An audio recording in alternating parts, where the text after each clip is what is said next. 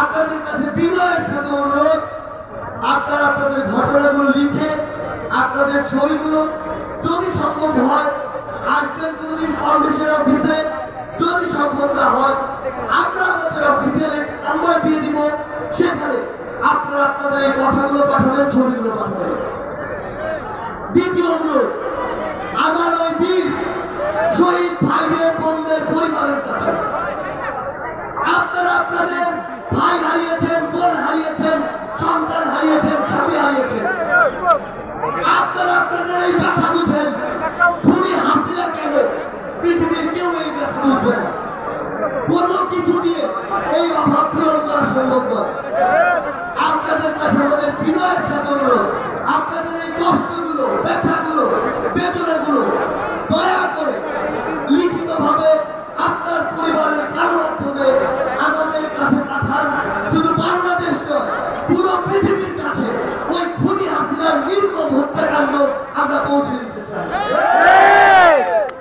তৃতীয় অনুরোধ, আমার সামনে যারা ইলেকট্রনিক ও প্রিন্ট মিডিয়ার ভাইরা রয়েছে, আপনাদের কাছে বিনয়ের সাথে একটি অনুরোধ করি, আপনাদের প্রত্যেকে এ বিষয়ে একমত হবেন। বিগত 16 বছরে আপনার যা বলা উচিত ছিল, বলানো উচিত ছিল, প্রকাশ করা উচিত ছিল, সেটি আপনারা করতে পারেননি।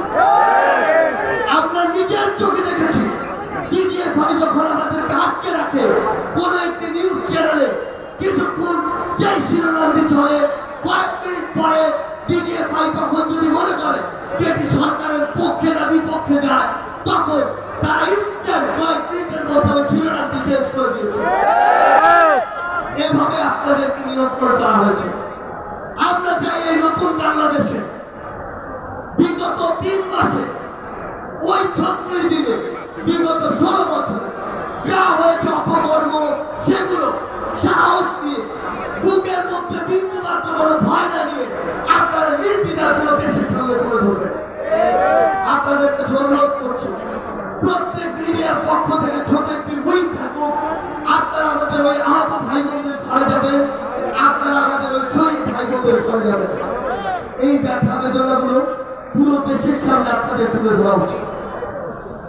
আরেকটি অনুরোধ, দেশের সুশীল সমাজের প্রতি, সেই সুশীল সমাজের প্রতি, যে সুশীল সমাজ এখন বিগত 16 বছর ভুলে গিয়ে 3 মাস নিয়ে পড়ে আছে,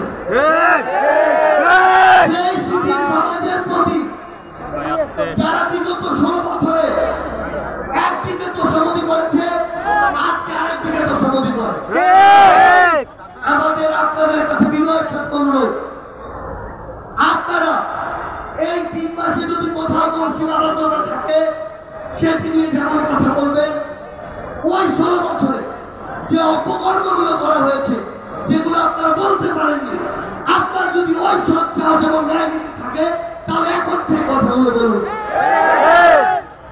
আমরা আমাদের জায়গা থেকে আমাদের বিপ্লবী ভাইদেরকে শুধু একটি অনুরোধ করতে চাই, বিগত 16 বছরে একটা একটা করে দল তাদের সর্বোচ্চ শক্তি নিয়ে রাজপথে নেমেছিল, তারা তাদের জায়গা থেকে সর্বোচ্চ চেষ্টা করেছে, কিন্তু খুনি হাসিনা তার বিভিন্ন বাহিনী দিয়ে, তার বিভিন্ন সন্ত্রাসী দিয়ে সকলকে দমন করেছিল।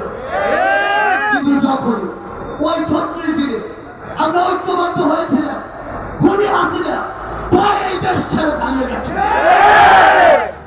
আমরা যদি ঐক্যবদ্ধ থাকি, নিজের ছোটখাটো রাজনৈতিক বিভাজন, মত পার্থক্য, এগুলোকে এক পাশে রেখে আমরা যদি একসাথে থাকতে পারি, এসব সন্ত্রাসী সংগঠন কেন, খুনি হাসিনার কোনো দোষরই শুধু গুলিস্তান 0 নয়,